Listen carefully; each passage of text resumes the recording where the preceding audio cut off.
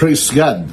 Pinagpalang araw po sa bawat isa at purihin po ang Panginoon sa napaka-special na araw na ito sa bawat isa sa atin at ganun din sa ating pong Panginoon at sa lahat ng ating pong mga kamanggagawa no, sa JIL U-Belt.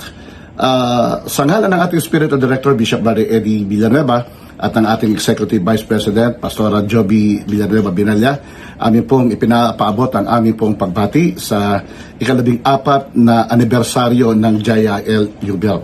14 na taon na kabutihan at katapatan ng ating Panginoon ang kanya pong pinaranas sa bawat isa sa atin at maging sa ministeryo ito na ipinagkatiwala sa bawat isa sa atin.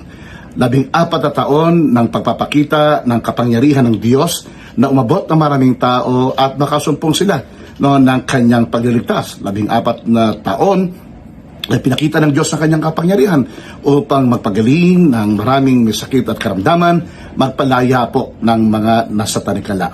Salamat sa bawat isa sa inyo pong pagpapagal, palaganapin ang kaharian ng ating Panginoon sa lugar na pinakatiwala rin naman ng ating Panginoon sa bawat isa sa inyo.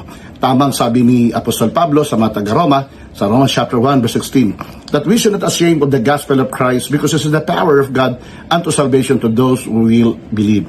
If we want to see more people to come and believe on the Lord Jesus Christ and be saved, that every one of us be encouraged and even be moved by the power of the Holy Spirit to propagate the gospel of our Lord Jesus Christ. The Bible says, it is in the gospel, that the power of God, to save. Sabi ni Pablo, I am not ashamed of this, I am not ashamed to share the gospel of Jesus Christ. I am not ashamed to preach and to proclaim the gospel of Jesus Christ. Why? Because this is the power of God unto salvation to those who will believe.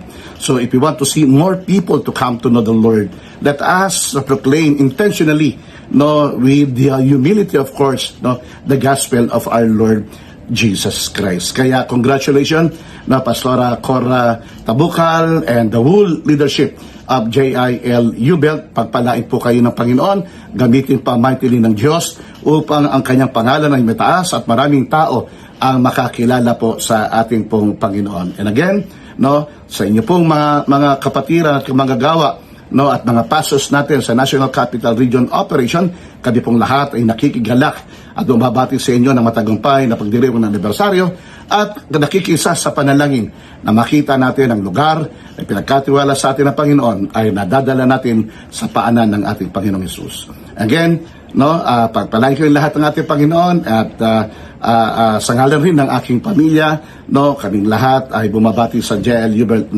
ng isang matagumpay na anibersaryo. God bless you all at patuloy ang panalangin namin na pagkaisahin ng Diyos ang lahat ng manggagawa at leader at ang ating pumakapatiran sa buong JIL U-Belt sa pagkakaisa. Nakikita rito ang ating lakas at dalhin natin ito sa pagpapalaganap ng kaharian ng Panginoon at marami po ang maligtas. Pagpalain po kayong lahat ng Panginoon and again, happy victorious anniversary JIL U-Belt.